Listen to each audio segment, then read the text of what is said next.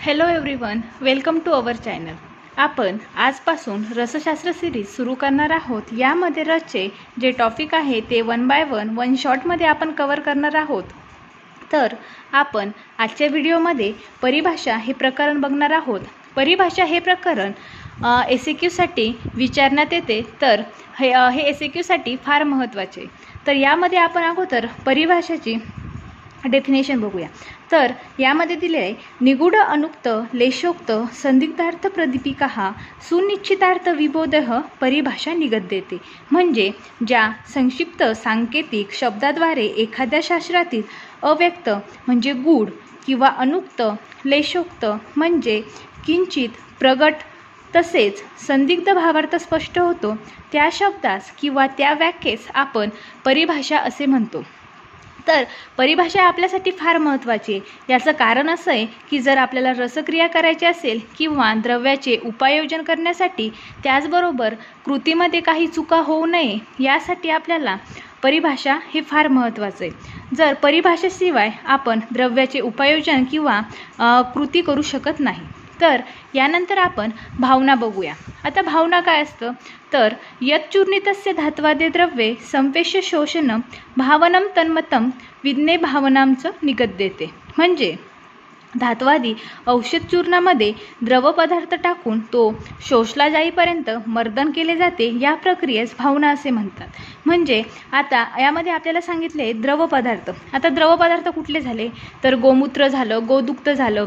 तर या प्रकारे आपण त्यानुसार कुठलंही एक द्रव्य घेऊन ते औषध चूर्णामध्ये टाकून ते शोषला जाईपर्यंत त्याचे मर्दन करणे, ही जी प्रोसेस असते त्या प्रोसेसला भावना असे म्हणतात. तर यामध्ये हा श्लोक फार महत्त्वाचा आहे.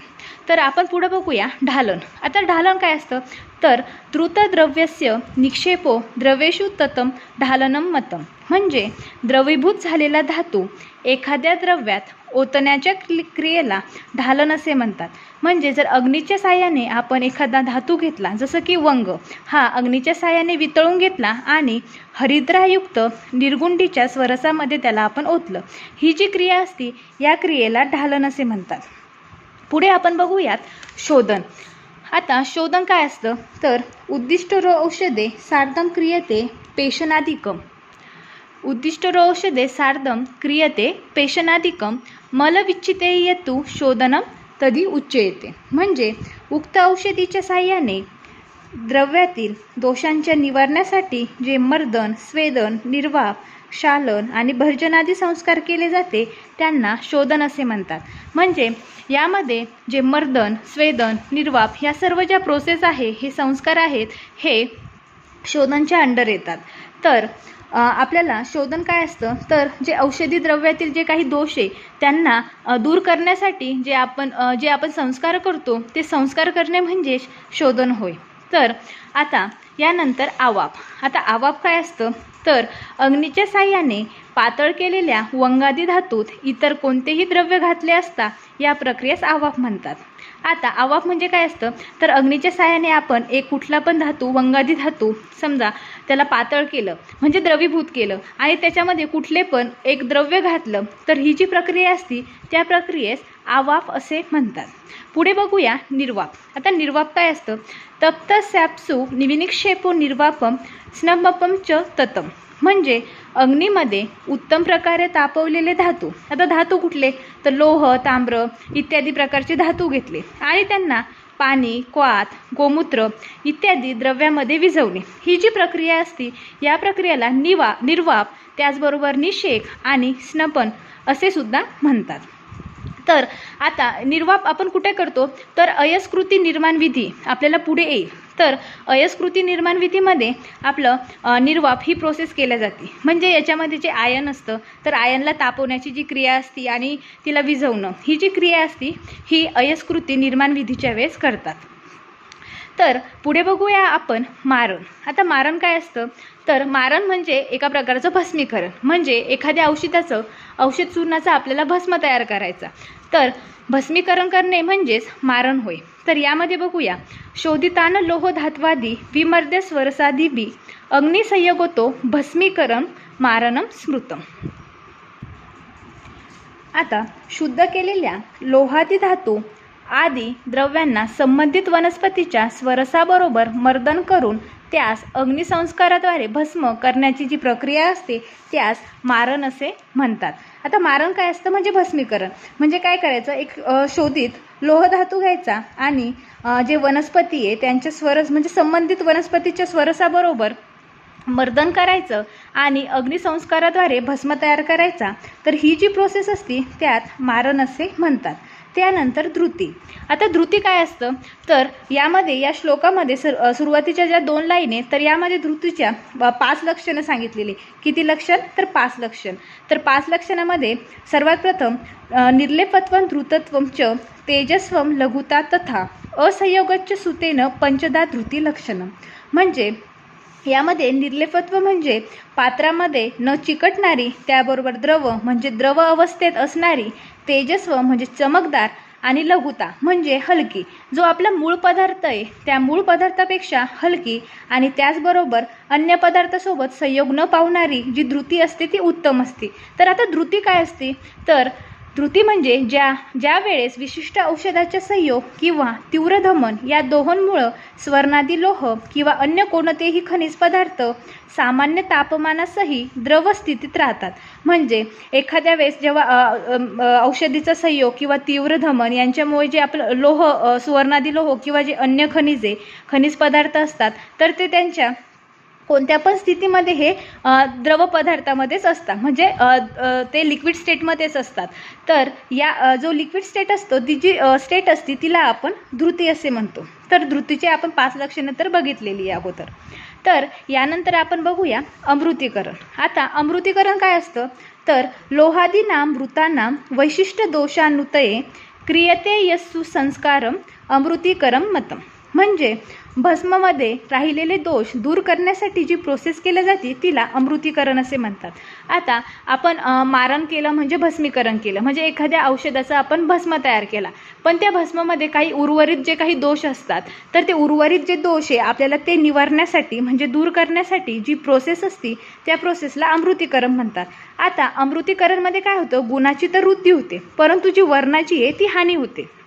यामध्ये आपण दोष दूर करतो म्हणून यामध्ये जे गुण आहे ते ॲड होतात परंतु जे वर्ण आहे त्याची हानी होते. त्यानंतर लोहितीकरण. आता लोहितीकरण म्हणजे काय, जो आपलं औषधद्रव्य आहे त्याला रक्तवर्ण प्राप्त करून देण्याची जी क्रिया असते तिला आपण लोहितीकरण म्हणतो. कुठला वर्ण तर रक्तवर्ण प्राप्त करून देण्याची प्रोसेस म्हणजे लोहितीकरण. या लोहितीकरणामध्ये वर्णाची तर हानी होत नाही तर याच्यामध्ये जे औषधद्रव्याला आहे तो वर्ण प्राप्त होत असतो. आता पुढे बघूया आपण जारण. आता जारण काय असतं तर जे कच्छ भूदर इत्यादी जे यंत्र आहे तर यांच्या साहाय्याने आपण पारद म्हणजे मर्क्युरी, तर मर्क्युरीमध्ये गंधकादी द्रव्यांना पचविले किंवा जीर्ण केले जाते. या प्रोसेसला जारण असे म्हणतात. या जारण प्रोसेसमध्ये काय करतात, मर्क्युरीमध्ये जे गंधकादी द्रव्ये यांना ॲड करतात, हे झालं जारण.